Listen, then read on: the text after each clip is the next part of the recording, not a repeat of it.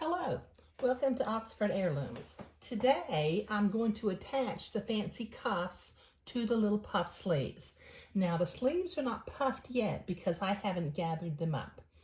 Okay, now I have prepared my fancy cuff with the entree beading and some ruffled lace. Now if you'll notice right here in the front center of the entree, I've made a little blue mark in the center of the cuff. If you recall, I also, before I sewed my gathering threads in, I made a blue mark at the center of the bottom of the cuff also. Now I'm going to line those two blue marks up so the center of the cuff and the center of the sleeve are lined up with one another. And then I'll put a pin in there.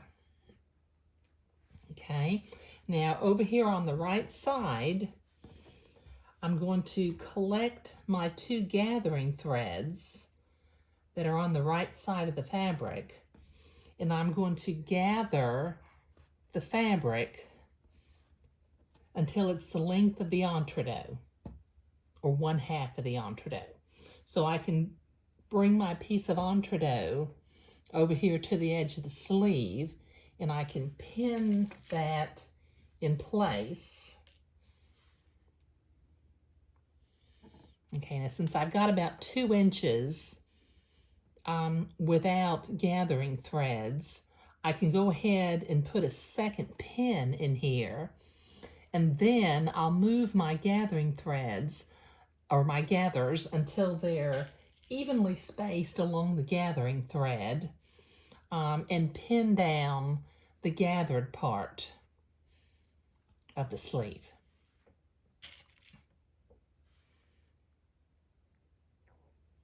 Okay, now I'll do the same thing to this other side, but I'll do that in a minute.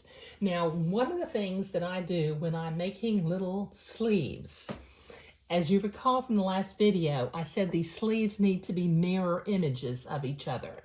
So I've already pinned the fancy cuff to the sleeve of the second little blue sleeve.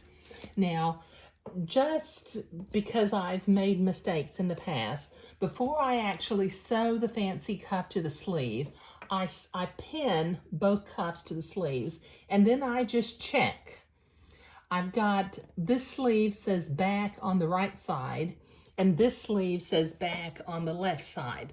So I know that I'm making mirror image sleeves, one for each side of the garment.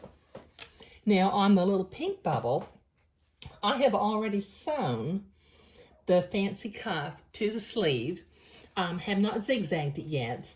I've clipped off the gathering threads, and what I'm going to do next is I'm going to go to the ironing board because this is not Swiss batiste, it's Imperial batiste. And since it doesn't finger fold, I need to iron this seam down like I did on the bodice before I can zigzag between the fabric and the entree.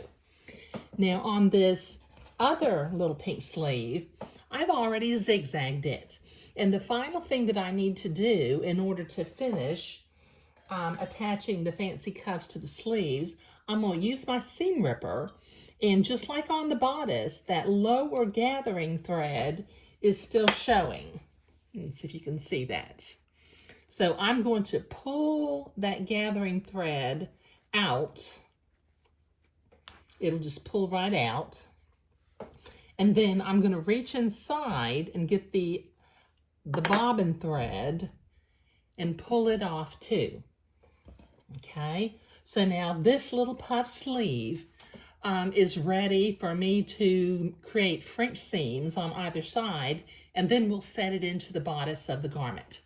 But once again, I was very careful before I sew these fancy cuffs to the sleeves to make sure that they're mirror images of each other.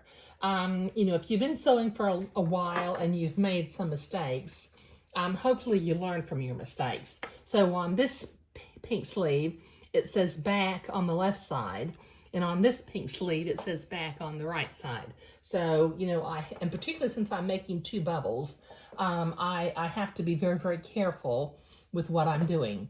But that's what I'm doing today. Thank you.